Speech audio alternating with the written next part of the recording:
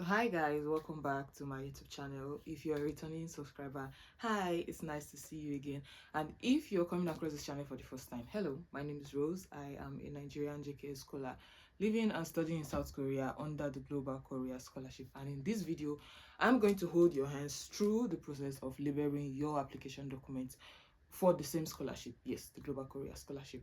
And this is going to be an illustration video. Is basically a class, and that's why I'm putting on glasses to look the part. Yeah, today I'm going to be your name and I have some documents here that will like role play for our application documents, and luckily I was able to find the exact labels I used when I was applying. I printed out my labels and then had to cut it, and I found a copy of it in my files. Thank God, because I don't think I have the PDF anymore, but yeah, I was able to find a copy of it, so I'm going to use that in this video to show you guys step by step exactly how I labeled my document, how a lot of people label their documents. And without any further ado, let's get right into the video. Okay.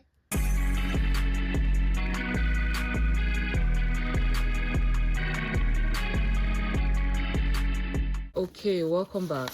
Now this is the label. I hope you guys can see properly. This is the labels I used to label my documents. I just covered like my personal details because I applied via University Track, so I had to put like my email address, my house address, and my phone number, and then the school's email. So if you are applying through University Track, you will definitely be doing something like this to attach to the envelope that you are using to send your documents, right? As you can see, they are like cut out from the one I actually used. So yeah, now if you're familiar with the Global Korea Scholarship application, you will be aware that you have to label according to the application checklist. So number 1, which is the application form, is labeled Form 1. And another very important instruction you have to adhere is the fact that everything has to be labeled at the top right corner. Now, this is the application checklist, right? This is not labeled. This will just be placed on top of the entire document. This is your application form, right? This is the application form. I don't know why I have so many copies of my application form, but I just do. I guess it's serving a purpose right now. So this is your application form. As you can see, Form 1. So it will be labeled Form 1 application form, right? At the top right corner. Not the left, not the middle, at the top right corner, right? And we are labeling according to the application checklist. Now back to the labels.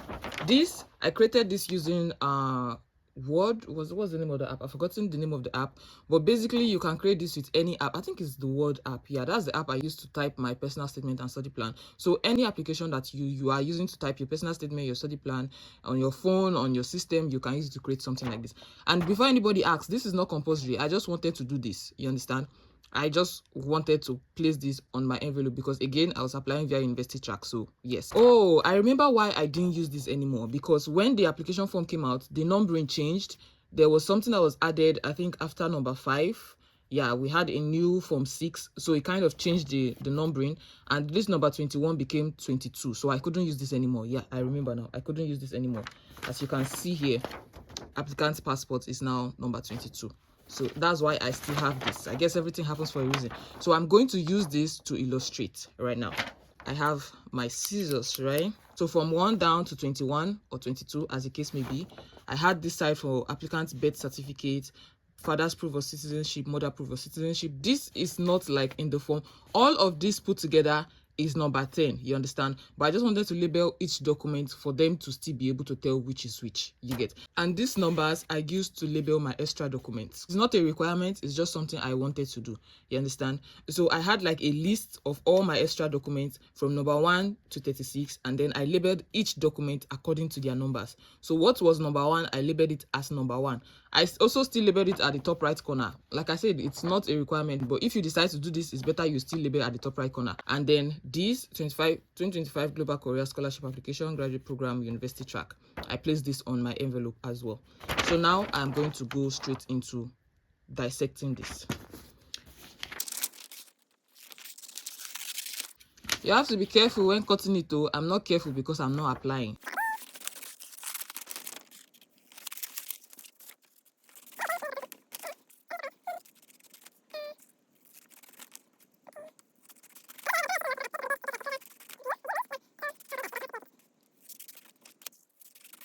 Now we have our labels. Actually, there is another alternative to this. Some people create like sticker labels that already come with glue, because as you can tell, this is an A4 paper, so you are going to need like a glue to be able to glue this to the paper, right? Some people just create stickers. You can do that as well. I actually wanted to do that, but I couldn't find someone that did that where I lived, so it was the other option I was left with. So if you can create stickers, so you don't have to worry about gluing, you just peel it off and you stick to it, that's perfect as well.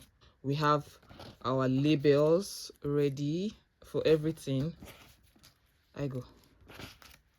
Yeah, I think that's all. Yeah, we have our labels.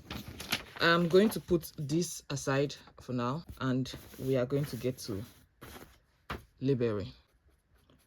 Okay, now according to the application checklist, number 1 is form 1, right? Application form.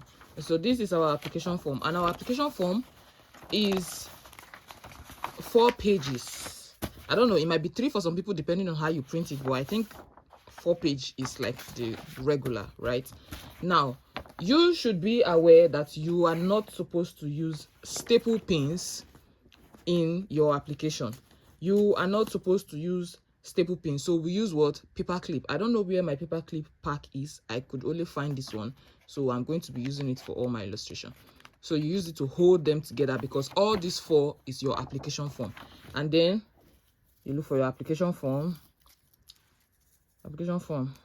Application form. Form 1. Form 1 application form, top right corner.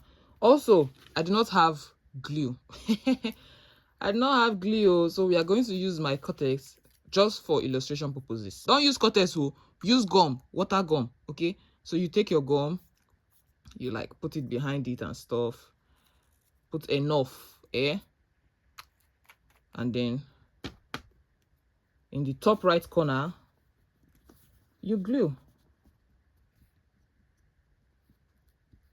Yeah, it's not gluing because obviously it's not glue, but yeah, in the top right corner then you have something like, in the top right corner you glue, and then you have something like this.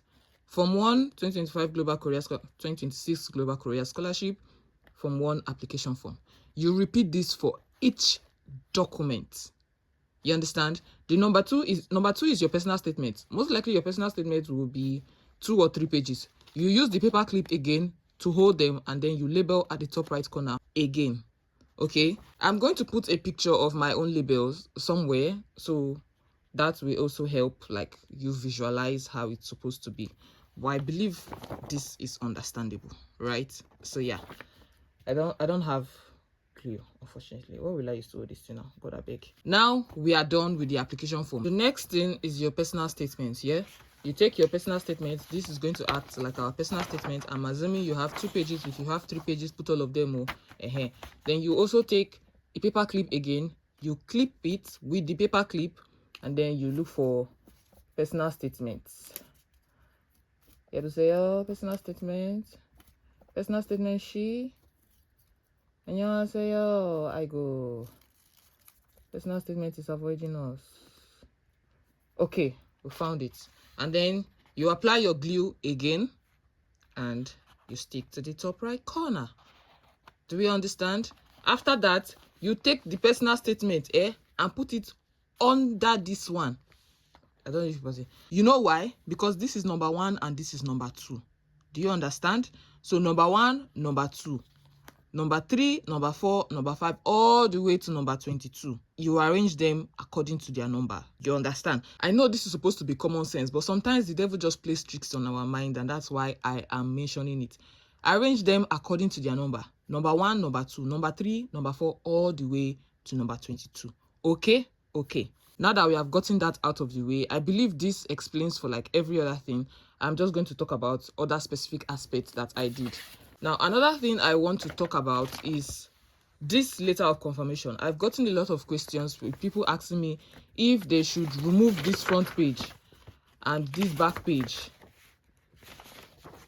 But this is basically your legalization. If you take it out, you have removed the legalization, because if you read this back page, it says This is to confirm that the signature and official seal is true and authentic. Then the date it was legalized, right? So if you take this out, you are basically taking out your legalization. Okay, so please leave it alone. Okay, do what the back one and the front one, just leave them alone. And usually when they give you your legalized document, it comes with a staple pin.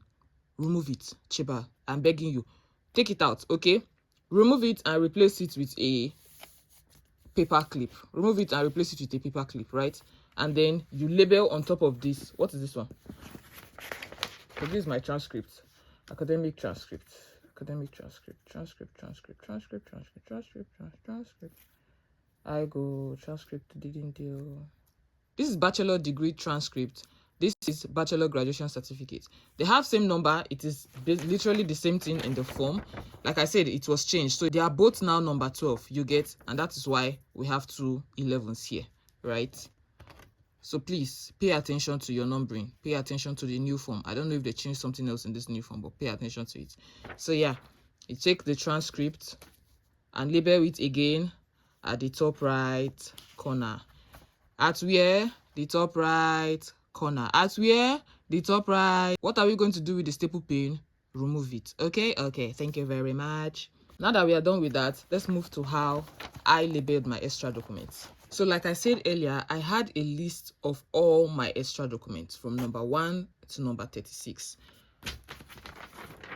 So for example, I have a few certificates here that I want to use as example.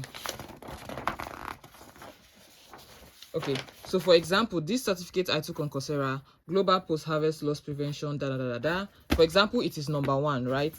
So we'll have, I did not write this thing by hand though, I typed it. I'm just writing by hand for illustration, right? So number 1, we have global, and then number 2, we have pictures of related activities.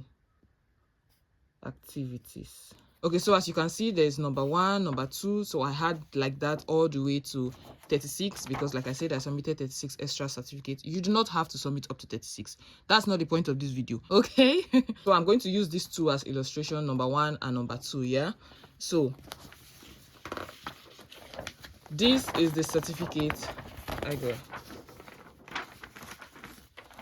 So this is the certificate of post-harvest loss, and as you can see, it's in landscape, but I'm submitting all my documents like this. So I'm going to turn it like this and label at the top right corner number 1. So let's get number 1 out of this.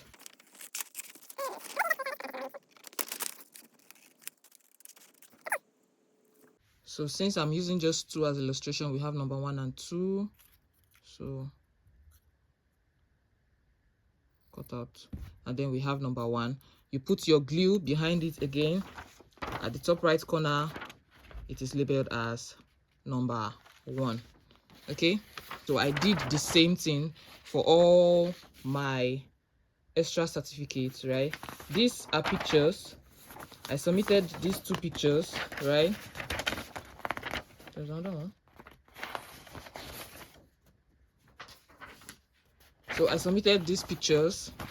I think, yeah, these are the 2 pictures I submitted. And because they are both pictures, I didn't want to label them as picture number 1, picture number 2. So I just used a paper clip to hold them and label as the number it was, which in this case is number 2, right? That's why I say pictures of related activities. So I clip them together. If you have more than 2 pages, clip them together and label. So in this case now is number 2. When I actually submitted, it wasn't number 2, but for the sake of this illustration, it is number 2. So you take the number 2, add some glue, and top right corner. Okay, right? Thank you very much. For my birth certificate and my parents' proof of citizenship, I also did this, not because it is a requirement, but because I just wanted my application to be easy for them to navigate. You understand? And all of this is put together as number 11. Applicant, parent, proof of citizenship, and family relationship document. So like 3 documents, all of them are number 11. That is why I did this, because after labeling individually like this, I use paper clip to hold the 3 of them and then label as, I think in this one that I cut, it was number 10. Can you stay in one place for me, my love? And then label as number 10, right? So this will be role playing, right? So let's say this is the mother's proof of citizenship, the father's applicant birth certificate, father's proof of citizenship, right? And then applicant's birth certificate, which was authenticated and legalized. Hence, it will have this in the front and the final page at the back. Because the actual label will be on this top right corner, because this will be in the front, your parents' proof of citizenship will be like behind it. I placed this here directly on the actual birth certificate, right? So this was where it was. Top right corner also. After labeling 3 of them individually, I now arranged them, use the paper clip to hold them together, and then label all 3 of them as applicant / parent proof of citizenship and family relationship documents, right? Maybe I should have gotten a glue for this video. Anyways, I hope you guys understand what I'm talking about. So yeah, that's the other thing I wanted to talk about.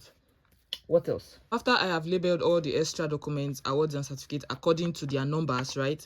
I then placed the list in front, because of course that is the list that will be guiding them, right? And then I used the paper clip to hold all of them together. Then I labeled on top of the list awards and other documents, like this, right? At the top right corner again, awards and other certificates. Yeah, so the vision is, this is the title of this whole chunk of documents, right? This is the label for all of them, and this is the list that guides whoever is reviewing through it. So like he opens, oh, the first one is global post-harvest loss prevention certificate. If you open it, right, you see number 1, you see global post-harvest loss certificate. Do you get? That is the whole idea behind it. So if it's something you would like to adapt to your application, it's fine. If you don't want to do it as well, it's also fine. Like I've said countless times, it's not a requirement, it was just a personal decision. You get? I feel like it just makes your whole application look more put together. That's it. Nothing more, nothing less. Okay? Now, when you are done with all this messy work and labeling everything one after the other, like I said, please arrange them numerically according to this checklist. If you notice, the checklist was not labeled because it is the application checklist. It's not supposed to be labeled. You start labeling from the application form, which you did earlier. Then after arranging all of them in numerical form like this, from number 1 all the way to the last one, and you now put this on top of all of them, right? Now let's attempt to arrange our application document. Yeah, we're just going to have this set of documents to like role play the already arranged documents, having our form 1 as the very first one, form 2, form 3 all the way to 22, right? When you are done, you will now place the application checklist on top of it, right? You can decide to use paper clip to hold it again, or binders to hold it, whatever, but this is the basic stuff. You get? Then if you are applying via university track, now my people, you will now package it in an envelope like this. Me personally, I go, please don't forget your recommendation letter. I did not talk about recommendation letter because I have a full video about recommendation letter on this YouTube channel, so if you need it, you can watch it. So yeah, but recommendation letter is there. Don't forget your recommendation letter because I did not use it in this video. I think recommendation letter is number 5. Yeah, it's always been it's always been number 5. So like you label it.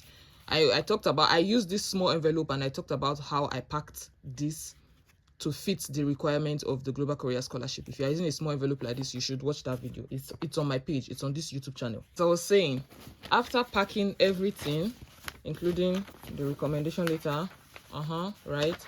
So after packing everything with the application checklist in front, personally, I put in this kind of file first, right? Before putting in an envelope. Then I sealed my envelope. Now this envelope was given to me from the Korean embassy in Abuja. If you have legalized, if you have been to the Korean embassy for any situation, you will recognize this envelope. And fun fact, this is the exact envelope I used when I was sending my this is the exact envelope I used when I was sending my documents. What I did, I put my details on top of it and I just glue it. It's not as if I'm saying you should use this envelope. The reason I did that is that I like how small and portable it is. Since I was sending just one set of documents, I didn't want to use a very big envelope. It was just aesthetically pleasing. That was just it. That was why I used it. So if you are applying to university track, you get your envelope. After you have packaged like this, you seal it, right? Now, this is where I use this.